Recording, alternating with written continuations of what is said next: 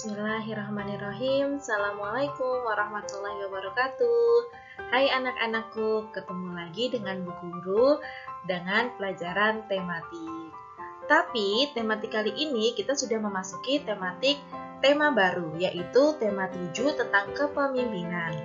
Dan di video kali ini sudah mencakup subtema 1, subtema 2, dan subtema 3. Khusus di video kali ini kita akan membahas muatan PPKN KD 3.1 dan 4.1. Ada banyak pemimpin di lingkungan sekitar kita. Pemimpin apa sajakah yang ada di sekitar lingkunganmu? Ada ketua RT, ketua RW, dan juga Pak Kepala Desa. Nah, anak-anakku, apa sih pemimpin itu? Pemimpin adalah orang yang ditunjuk untuk memimpin dan mempersatukan kelompok dalam sebuah organisasi. Tugas pemimpin itu ada 3. Mengatur anggotanya, menyatukan seluruh anggota dalam mencapai tujuan bersama, dan yang terakhir adalah memandu menyelesaikan masalah yang terjadi dalam organisasi. Nah, sekarang kita akan membahas nih, keterkaitan antara nilai-nilai Pancasila dengan kepemimpinan. Nah, anak-anakku, Pancasila itu sebagai pandangan hidup kehidupan masyarakat dan bangsa. Nah, oleh karena itu, seorang pemimpin yang berhasil dalam memimpin jika dapat memaknai dan menerapkan nilai-nilai Pancasila dalam kepemimpinannya. Jadi, seorang pemimpin itu akan dikatakan berhasil ketika dia berhasil menerapkan nilai-nilai Pancasila dalam kepemimpinannya.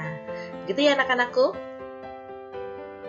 Nah, pemimpin yang baik akan memperhatikan kepentingan seluruh anggota yang dipimpinnya. Pemimpin yang baik juga akan selalu mengajak anggotanya berbuat baik. Nah, di sini ada salah satu contohnya anak-anak, yaitu Pak Abdi. Pak Abdi menunjukkan penerapan nilai ketuhanan dalam masyarakat. Apa sajakah bentuk-bentuk penerapan nilai ketuhanan dalam kehidupan sehari-hari? Kita simak slide berikutnya. Nilai-nilai yang terkandung dalam sila ke-1 Pancasila ketuhanan yang Maha Esa. Yang pertama, percaya dan takwa kepada Tuhan yang Maha Esa. Yang kedua, mengembangkan sikap hormat menghormati dan bekerja sama antar permeluk agama dan penganut kepercayaan yang berbeda-beda terhadap Tuhan yang Maha Esa. Kemudian yang ketiga, membina kerukunan hidup di antara sesama umat beragama dan mempercayakan terhadap Tuhan yang Maha Esa. Kemudian yang keempat, agama dan kepercayaan terhadap Tuhan yang Maha Esa adalah masalah yang menyangkut hubungan pribadi manusia dengan Tuhan yang Maha Esa. Yang kelima, mengembangkan sikap saling menghormati, kebebasan menjalankan ibadah sesuai agama dan kepercayaan masing-masing. Kemudian yang keenam, tidak memaksakan suatu agama dan kepercayaan terhadap Tuhan yang Maha Esa kepada orang lain. Nah, pemimpin adalah contoh bagi orang-orang di sekitarnya. Pemimpin yang baik selalu menularkan nilai-nilai kebaikan. Nilai-nilai kebaikan ini tertuang di dalam sila kedua. Nah, ini pengamalannya. Yang pertama, mengakui dan memperlakukan manusia sesuai dengan harkat dan martabatnya sebagai makhluk Tuhan yang Maha Esa. Yang kedua, mengakui persamaan derajat, persamaan hak, serta kewajiban setiap manusia tanpa membeda-bedakan suku, keturunan, agama, kepercayaan, jenis kelamin, kedudukan sosial, dan warna kulit. Yang ketiga, mengembangkan sikap saling mencintai sesama manusia. Yang keempat, mengembangkan sikap saling tenggang rasa dan tepos liro.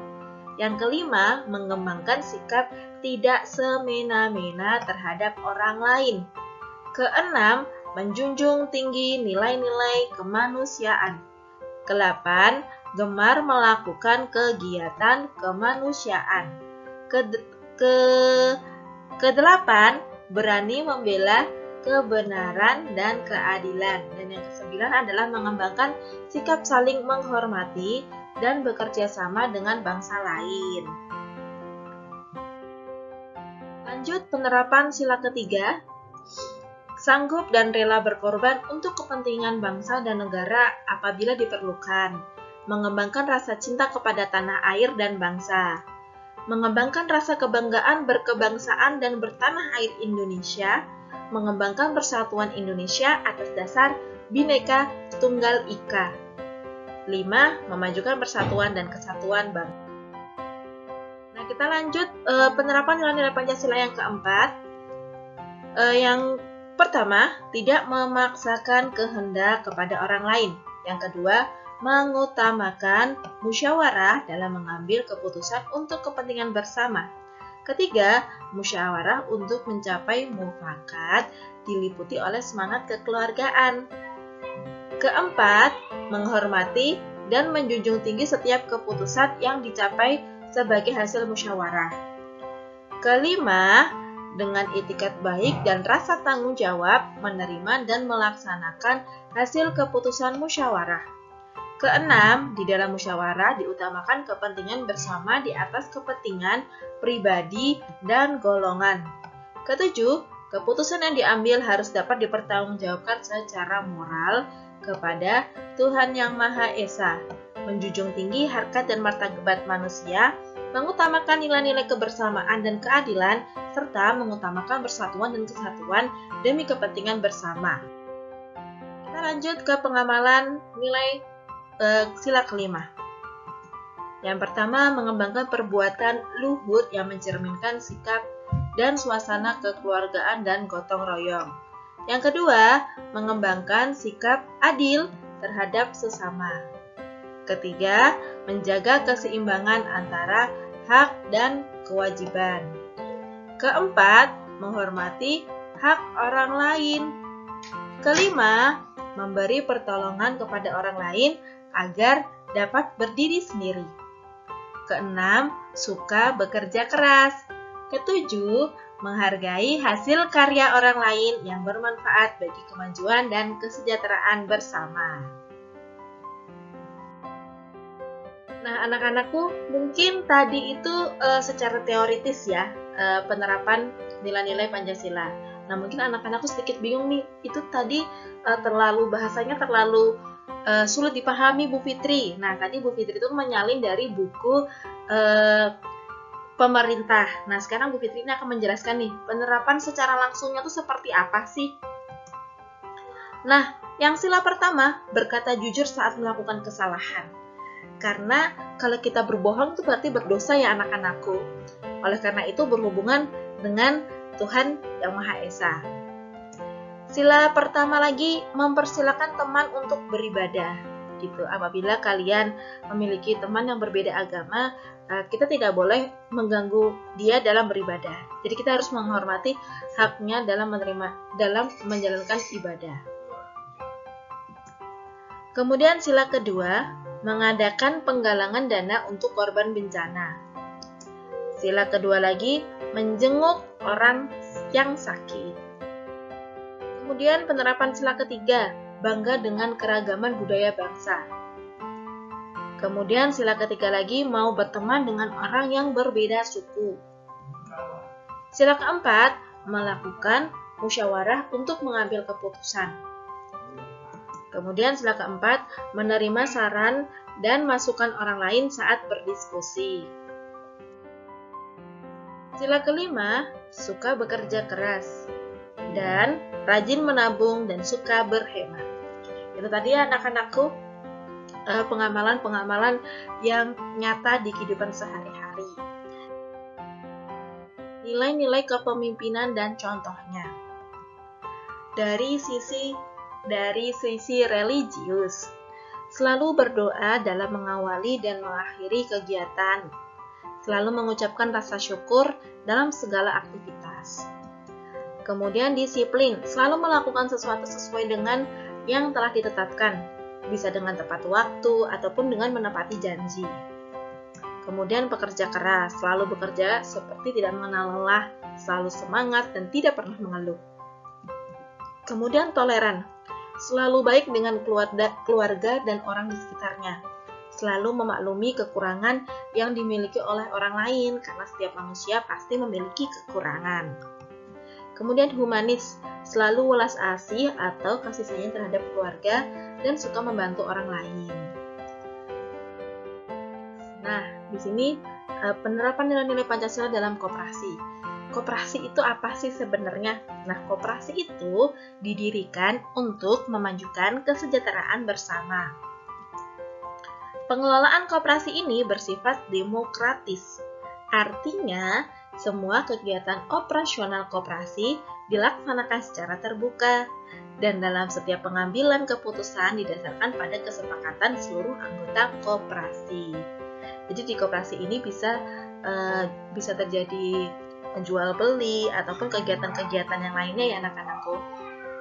Tapi di koperasi ini semua anggotanya memiliki hak dan kewajiban yang sama.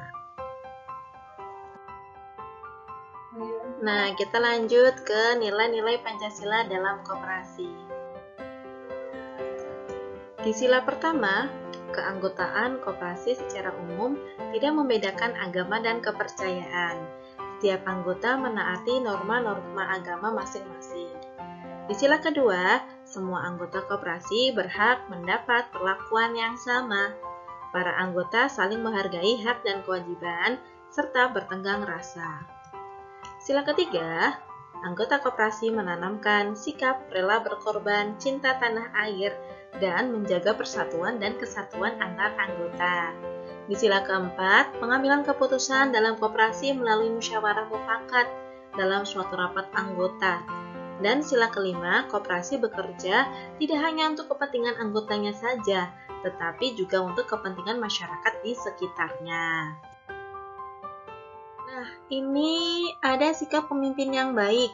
Di antaranya yang pertama jujur dalam kepemimpinannya, mampu bertindak tegas untuk menegur anggotanya yang kurang disiplin, bertanggung jawab terhadap apa yang dipimpinnya, tenang dan bijaksana, mampu berkomunikasi dengan baik, mengarahkan anggota pada tujuan bersama, mau menerima kritik dan saran, menerapkan nilai-nilai Pancasila dalam kehidupan, menjadi teladan yang baik untuk anggota. Nah, selanjutnya ada tugas ya anak-anakku. Tugas kali ini yang pertama, silakan kalian catat materi di video pembelajaran kali ini di buku tulis kalian, agar nanti ketika akan diadakan penilaian harian, kalian tinggal membuka buku catatan kalian. Jangan lupa catatannya dikirimkan ke Bu Guru.